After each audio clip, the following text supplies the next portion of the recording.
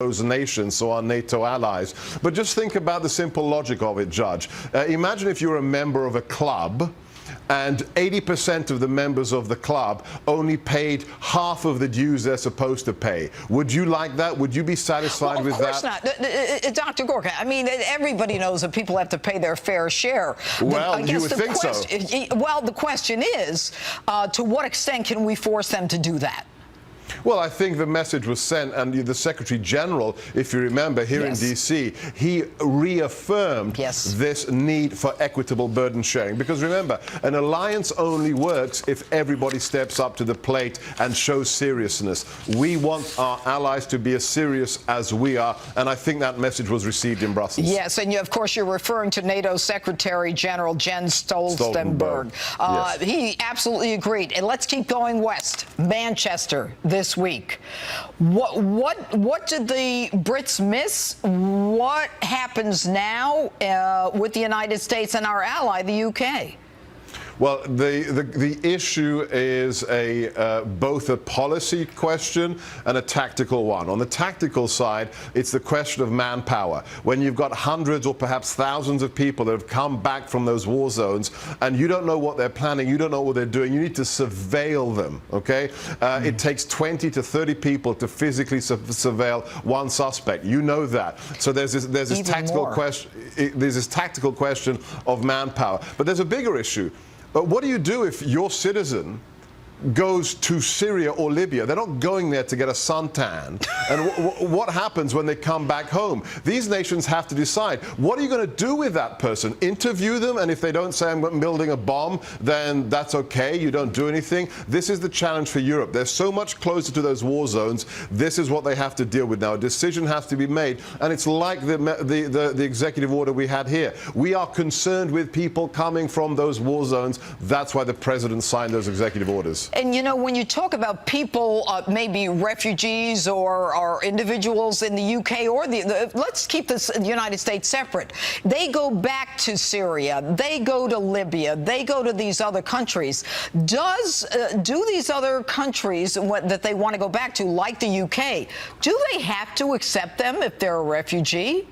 Do they have the capability of even knowing that they went to these other places? Or do we just rely on everyone's word? And you know as well as I do, a jihadist is trained to lie. Well, there are some nations, I'm not going to mention them, that when that individual comes back from that place where you don't go for a holiday, they sit down with them at the airport for hours and they interrogate them. And they tell them, look, we know where you came from and we know what you've been doing. And we know that well, you should know we've got our eye on you. That's what some nations do. The question is everybody prepared to take the hard measures and to invest in human intelligence, in the undercover assets that can keep these people on the radar screen long before they buy the ingredients for that bomb, Judge? All right, Dr. Sebastian Gorka, thanks so much for being with us tonight. Thanks, Judge. And joining me now, Muslim scholar and author of In the Land of Invisible Women, a female doctor's journey into the Saudi kingdom, Dr. Kanta Ahmed. All right, doctor, going on what Dr. Gorka was talking about, you know, having the resources sufficient to identify those who have been brought into countries like the UK as maybe a refugee, and then tracking them and how we do that.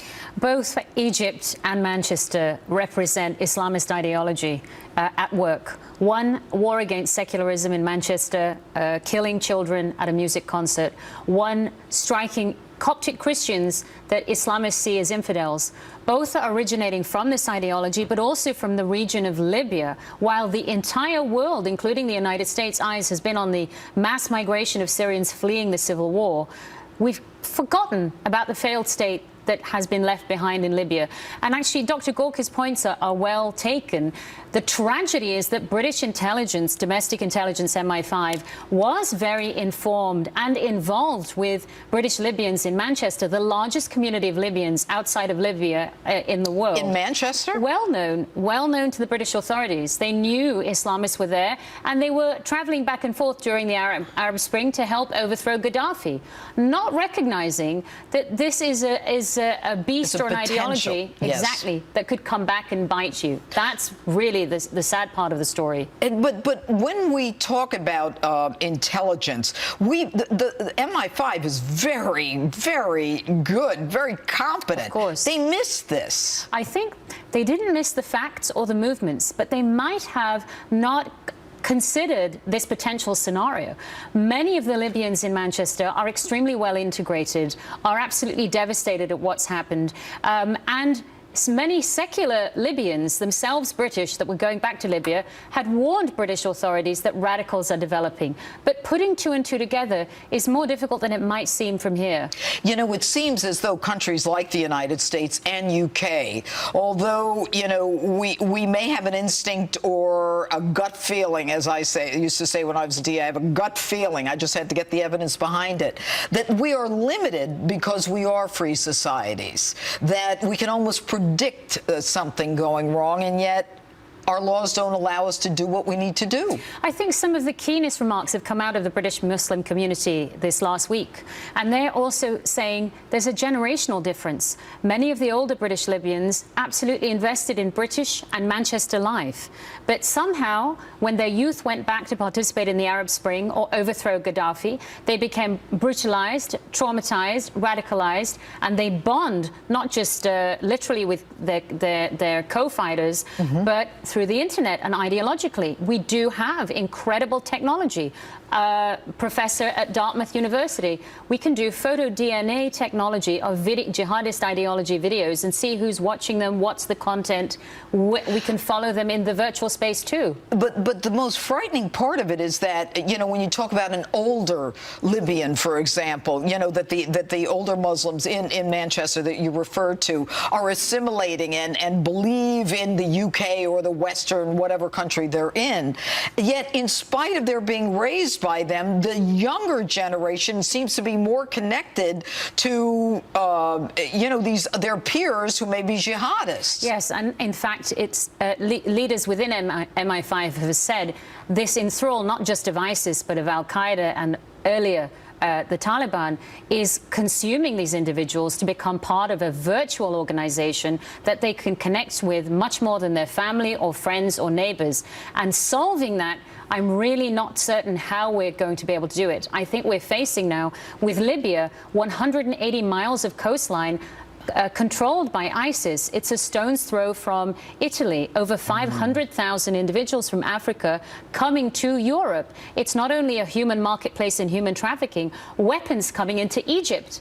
I think we're going to need Western military intervention in Libya to protect Egypt, which has destroyed 1,000 SUVs in the last couple of years, coming in from Libya into Egypt with arms and militants. Well, it appears that President al-Sisi understands the commitment of our President Trump, something that he did not get from President Obama, but instead Morsi, the Muslim brother, got from And having Obama. just traveled to Egypt, I've seen not just the commitment of the government, but the ordinary Egyptians refuse to be divided into Christian and Muslim. Good. It's Muslim soldiers that are protecting Christian churches. And we have a Muslim Egyptian president who took military strikes on Libyan bases hours after the killing of Christian citizens in his country. Well, we're certainly grateful to have your input, Doctor. Thank you for being with us tonight. And coming up, more on President Trump's historic trip abroad. Our panel is standing by. But first, one of the most outspoken conservatives in the UK is here to react to the Manchester attack. And later, I roll up my sleeves and kick off my heels as I board the USS Kearsarge for Fleet Week in New York City. Watch what happened when I walked in on a martial arts training session on the big ship. Here we go. Jesus. That was a throwdown. Street Week, Fleet Week style, Street Justice Fleet Week style. The barbaric attack in Manchester and the massacre of innocent young lives underscores the depth of the evil we face and the urgent need for us to join forces to absolutely and totally defeat it. That's President Trump today speaking about the horrific terror attack in Manchester in his final speech abroad. Earlier, I spoke with Daily Mail online columnist and conservative commentator Katie Hopkins about that attack and the Liberals' response abroad. Take a look. Katie Hopkins, thanks so much for joining us this evening. First of all, tell us the condition of some of the victims of the Manchester attack. How are they? Yeah, so it's obviously been a terrible time here in the UK. 22 dead. That number may still rise, and there are still 5 children under the age of 16 critical in hospital, and it's not known whether they will make it or not. So as much as things are starting to get back to normal, as much as we've started again on the political campaign for the election, certainly there are still terrible stories to be told, still parents waiting by the bedside of their children to get better. And we're also here in the UK right now just about to go into half-term break, so a break for the school. And I've got lots of emails coming in from people wondering, you know, should they go to this concert? Should they go on a holiday? Someone I know that was coming up to London for a weekend with their children has just cancelled their trip. So this kind of fear is all pervasive. You are known as a conservative writer. You had your own radio show every Sunday, a national radio show from 10 to 12, very popular. And reports are you no longer have that show. Can you tell us why? Yeah, well, actually, I can have no comment. It's been agreed. I have no comment on my leaving of my radio show. But I think if we were to generalise and talk more generally about what we see happening, I think after any attack like this, look, there is huge anger, there is huge outrage, there's an overwhelming feeling of anger. People don't quite know where to put that anger, and I think certainly with the Liberal left, they never quite look at themselves and wonder if they are part of the problem. They will load that anger onto someone else. So you believe that they have done that to you, Katie?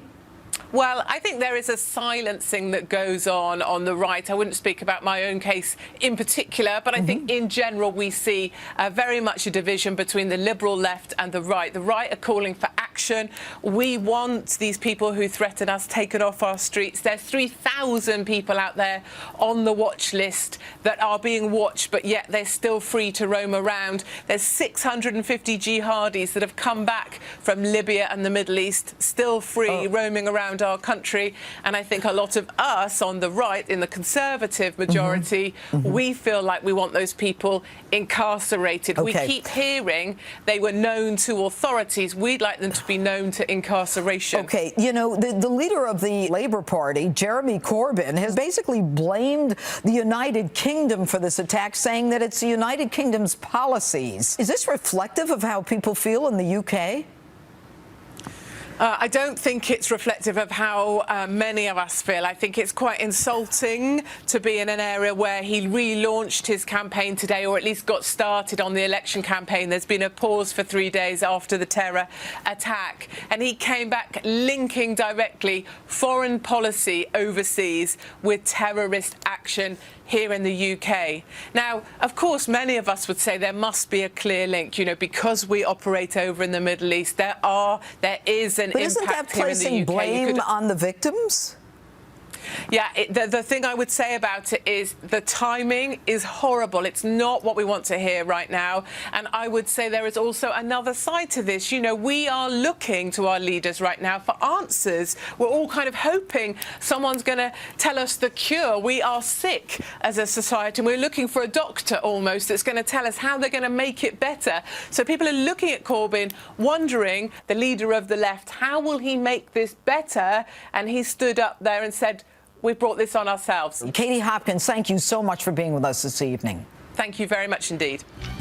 Our panel up next, and still ahead.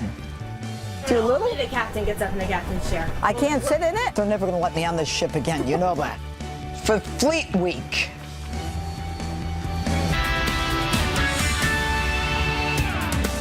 And we're live from America's News headquarters. I'm Laura Ingle. British Airways says it's working